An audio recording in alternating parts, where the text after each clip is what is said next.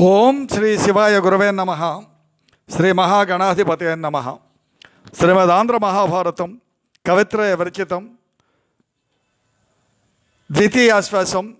కృతికర్త తిక్కన సోమయాజి. అశ్వమేధ పర్వం అమృతవర్షణ ధారావాహిక 375వ రోజు తత్వదర్శిని కార్యక్రమానికి ఆధ్యాత్మిక ప్రవాచకులు మీ దీకొండ చంద్రమౌళి రసజ్ఞులను ఆహ్వానిస్తూ, అయ్యా నేటి వరకు మనం మానవ జీవన విధానంలో అసలు ఎలా జీవించాలి, సమత్వం, శాంతం, క్షమ, శీలం, సత్యం, శౌచం, ధర్మం ఇవన్నీ కూడా ఆచరించాలయ్యా. ఏ జన్మలు వస్తాయో చెప్పుకున్నాం. పాములు, తేళ్ళు, ఆ విధంగా పశువులు, కుక్కలు ఈ జన్మలు వస్తాయ్యా, బహు జాగ్రత్త అని చెప్పుకుంటూ గాయత్రి మంత్రం యొక్క సారాంశాన్ని కూడా మనవి చేశాను. ఇక నేడు విషయాన్ని ప్రవేశానికి ముందు ఆనవాయితీగా స్వీయ రచన చిన్న నుతి. స్వామిని నుతిస్తున్నామండి మనం అంతా కూడా. ఏ నీ పాదముల మరాళి ఆశ్రితములో స్మరింతు సంతతము, ఏ నీ హృదయంబు శ్రీనిలయమో చింతింతు శాంత చింతమై, ఏ నీ తత్వస్మరణ సురగణ విదళితంబో లీనమౌదునా తత్వమై, మాననీయ యోగివరా. స్వామి నీవే యోగేశ్వరేశ్వరుడు కదా. మాననీయ యోగివరా సదా రక్షించి బ్రోవరా దాసులన్ హరిహరి. స్వామిని ఈ ప్రవచనం వింటున్నటువంటి వాళ్ళని, అలాగే విననటువంటి వాళ్ళకి వినేలా ఆశీర్వదించమని ప్రార్థిస్తూ, అయ్యా నేటి విషయాన్ని ప్రవేశం. సాత్వికులకు దివము, రజోమత్వ కలిత వర్తనులకు మధ్య భువన వాసత్వము, తామసులకు నీచత్వ కర అధో జగంబు సంప్రాప్తమగున్. ఎవరెవరికి ఏ ప్రాప్తాలు, ఏ లోకాలు ఎలా ప్రాప్తమో స్వామి నిర్దేశిస్తూ ఉన్నారు. ఇక్కడ అర్జునుడికి చెప్తా ఉన్నాడు శ్రీకృష్ణ పరమాత్మ. సాత్వికులకు దివము, రజోమత్వ కలిత వర్తనులకు మధ్య భువన వాసత్వము, తామసులకు నీచత్వ కర అధో జగంబు సంప్రాప్తమగున్. సాత్వికులకు స్వర్గం, దివము స్వర్గం, రజోగుణులకు భూలోకం, తమోగుణులకు నరకం ప్రాప్తి. కాబట్టి నిర్గుణతత్వం నిశ్చలం, అదే ప్రాణమే సత్వం. నిర్గుణతత్వం, నిర్మోహత్వం, నిశ్చలతత్వం ఇవి కావాలి. ఎందుకు? ప్రాణమే సత్వము, అపానమే రజస్సు. అంటే సత్వరజస్తమో గుణములు చెప్పుకుంటా ఉన్నాం కదా, ప్రాణాపాన ఉదాన వ్యాన సమాన వాయువుల గురించి. ఇక్కడ ఆ సత్వం ప్రాణం, అపానం రజస్సు, తమో గుణమే ఉదానం అంటుంది శాస్త్రం, వేదం. కాబట్టి ముందు గుణములను నిర్జించాలి. కాబట్టి స్థిరచిత్తం సాధకునకు అవసరము. జపమును, దానము, యజ్ఞము, తపమును, కర్తృజన చిత్త దశలును సత్వాద్యుపహితములగుట నడుచున్. త్రిపదంబుల సాత్వికపు గతియ మేలందు. సాత్వికపు గతియే మేలు ఎందున్. ఎలాగా? జపము, దానం, యజ్ఞం, తపస్సు ఈ మూడు చేసేటువంటి వారికి యొక్క మనస్సులు సత్వాది గుణములచే ప్రేరణ పొందుతూ ఉంటారయ్యా. ఆ విధంగా ప్రేరణ పొందాలి. అంటే జపం, దానం, యజ్ఞం, తపస్సు చేసేవారి మనసులు సత్వాది గుణములచే ప్రేరణ పొందరాదు, పొందుతూ ఉంటాయి. దానికి దూరంగా ఉండాలి. గుణవర్జితుడు కావాలి. ఏ గుణమైనా సత్వగుణమైతే ఆ తర్వాత రజోగుణం, ఆ తర్వాత తమగుణం, మళ్ళీ గుణవర్జితుడు కాలేడు. కనుక ఎవరైతే జపం చేస్తున్నారో, దానం చేస్తున్నారో, యజ్ఞం చేస్తున్నారో, తపస్సు దేనికోసం చేయాలి? గుణ వివర్జితుడు అవటం కోసం చేయాలి. అందులోనూ సత్వగుణం మహాశ్రేష్టం. ఎందుకు? ముందు సత్వగుణం మనం అవలంబించగలిగితే ఆ సత్వగుణంతో రజోగుణాన్ని, ఆపై ఆ సత్వగుణంతో తమోగుణాన్ని నిర్జించడం జరుగుతుంది. ఆ తర్వాత సత్వగుణాన్ని కూడా వదిలేయగలుగుతాడు, అతడు నిర్గుణుడవుతాడు. ఇది గుణములను నిర్జించే మార్గం. కాబట్టి హెచ్చుతగ్గులు లేక సర్వకాల సర్వావస్థలలో సమత్వంగా కలిసినటువంటి గుణత్రయము శుభం. సర్వకాల సర్వావస్థలలో హెచ్చుతగ్గులు ఉండకూడదు. అప్పుడు ఏమవుతుంది? భావన దొరుకుతుంది, ఆలంబన అవుతుంది. తద్వారా గుణ నిర్మూలన జరగడానికి అవకాశం ఉంటుంది. ఎప్పుడైతే గుణములన్నీ కలిసి నిర్గుణతత్వం భాషిస్తూ ఉంటుందో అదే సమత్వం, అదే శుభం, అదే అవ్యక్తం, అదే శాశ్వత తత్వం. సరే, ఇంతవరకు బాగానే ఉంది. అసలు మనోబుద్ధి అహంకారాది తత్వముల యొక్క ప్రకారంగా వాటి యొక్క ప్రవర్తన వ్యవహారం ఎలా ఉంటుంది? అవ్యక్తమునను మహాతత్వము ఉదయించు, అది బుద్ధిమతి ధృత ఖ్యాతి సంవిదుపలబ్ధి నామంబు ఉంది. ఎందును కని విని చని కవించి విభుత నొప్పు దాననహంకార తత్వంబునకు గల్గున్ ప్రభవంబు వినుడు తద్భావితాత్మకంబై ప్రవర్తించున్. కార్యనీతులలోకమఖిలంబు వర్ణత్రయ ప్రజనితులధ్యయనమును వ్రతమును అధ్వరంబు తపము మొదలైన క్రియలందు తగిలి నడచు. ఎల్ల తద్వ్యాప్తం చేసి అతెల్లమింత జగము రంజిల్లు దాని తేజంబు వలన. మనోబుద్ధి అహంకారాది తత్వాల ప్రకారం అవి ఎలా ఉంటాయి, ఏం చేస్తాయి అంటే ఆయన చెప్తా ఉన్నాడు. అవ్యక్తమునను మహత్వముదయించు, అది బుద్ధిమతి ధృతి ఖ్యాతి సంవిద ఉపలబ్ధి నామంబు ఉంది. అయ్యా, అవ్యక్తంలోనే మహత్వ పుడుతుందండి.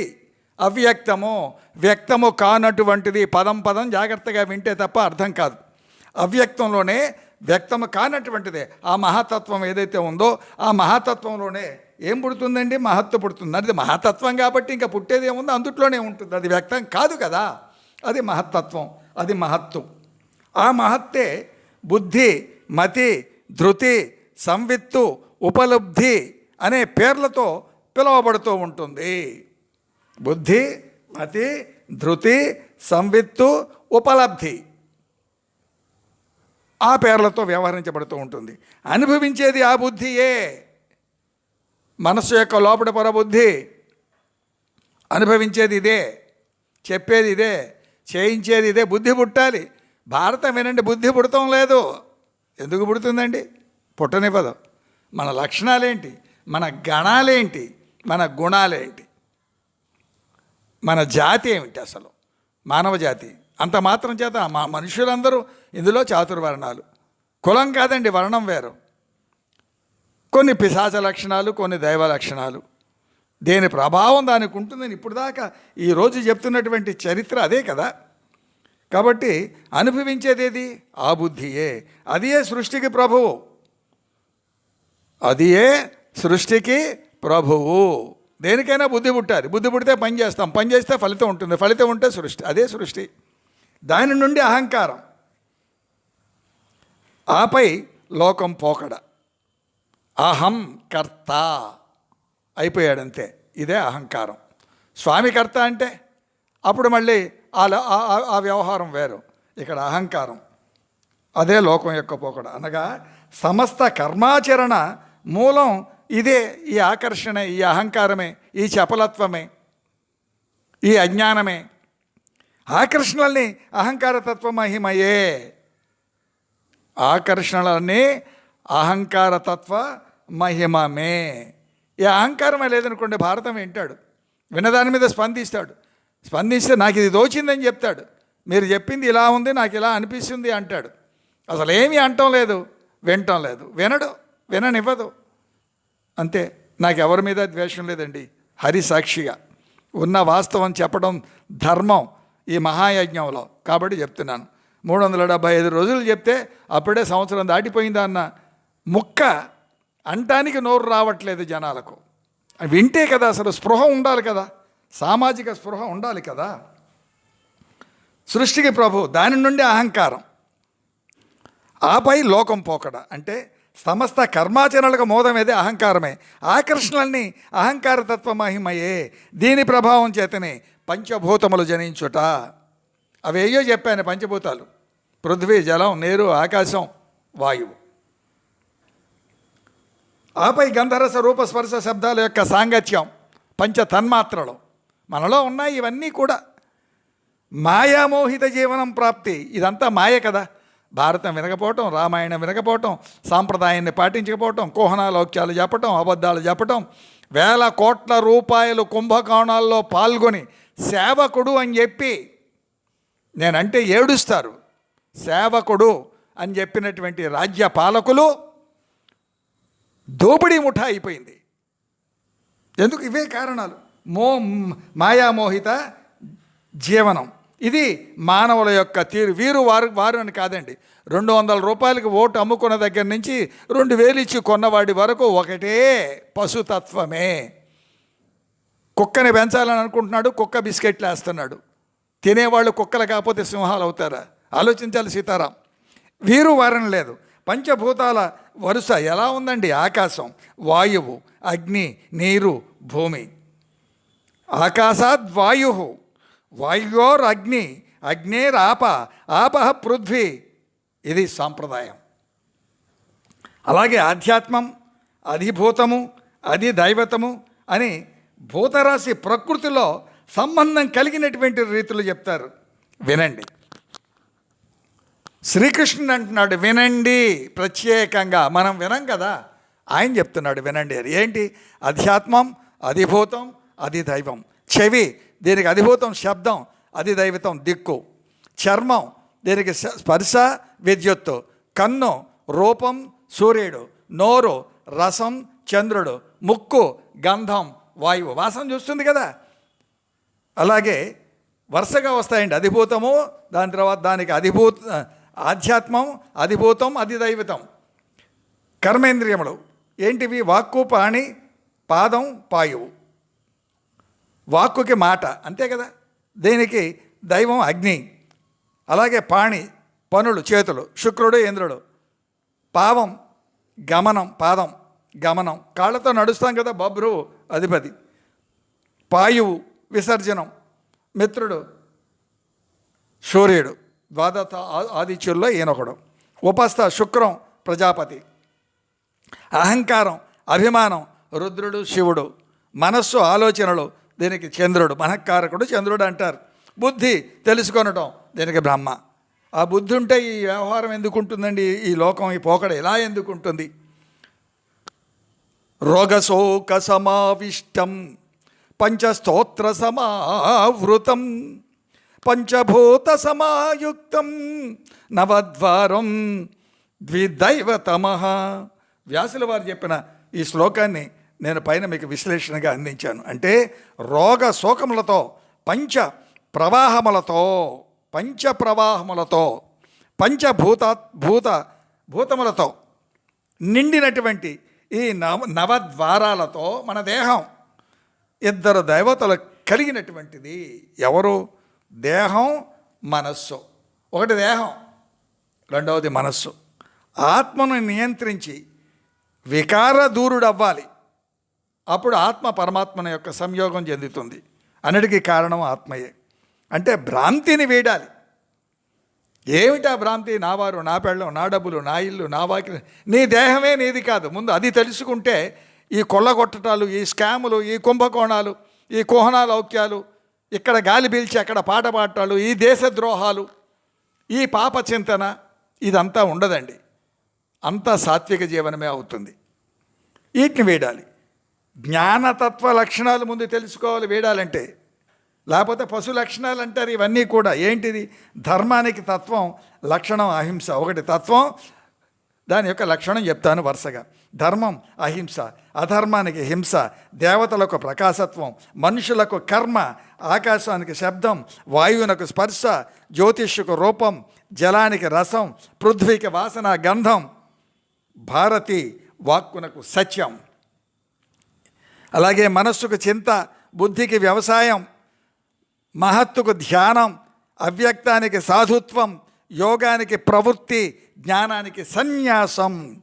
ఇది సంస్కారయుత జీవన పరబ్రహ్మ ప్రాప్తినిచ్చే లక్షణములు ఇవన్నీ కూడా.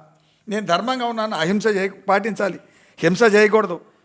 అయ్యా, ఈ లక్షణాలతో మానవుడు జీవించగలిగితే తనను తాను ఉద్ధరించుకోగలుగుతాడు. కాబట్టి మానవ జన్మ గృహస్థ జీవనం ధర్మబద్ధమై సాగించి సద్గతులు పొందవలయును. అందుకు వచ్చింది ఈ మానవ జన్మ. ఏ గతి అయినా నీ చేతుల్లోనే ఉంది. ఎవరు నువ్వు సంపాదించుకున్నది నువ్వు ఇక్కడ అనుభవించడానికి వచ్చావు. ఇక్కడ ఏదైతే సంపాదిస్తావో అదే మరు జన్మగా నువ్వు అనుభవిస్తావు. బహు జాగ్రత్త. మిగతా విషయం రేపు ముచ్చరించుకుందాం. స్వస్య ప్రజాభ్య పరిపాలయంతాం న్యాయేన మార్గేణ మహిన్మహీష గోబ్రాహ్మణేభ్య సోమస్తు నిత్యం లోకా సమస్త సుఖినో భవంతు. ఏతత్ సర్వం శ్రీ సీతారామచంద్ర చరణారవిందార్పణమస్తు. ఓం శాంతి శాంతి శాంతి. అయ్యా, శివాజ్ఞగా సమర్పించబడుతున్న ఈ కార్యక్రమాన్ని ఆదరించే ప్రార్థన మనవి. బ్లూటిక్ల వరకే పరిమితం కాకండి. వినటానికి చాలా కష్టపడుతున్నారు, దయతో వినండి స్వామి. శ్రీ రామా ఛానల్లో మీ అభిప్రాయాన్ని ఒక్క రోజైనా రామా ఛానల్లో పెట్టారా? ఆలోచించండి స్వామి, దయతో సహకరించండి. సీతారాం. గడప లోపట కులం, గడప దాటితే హిందువులం.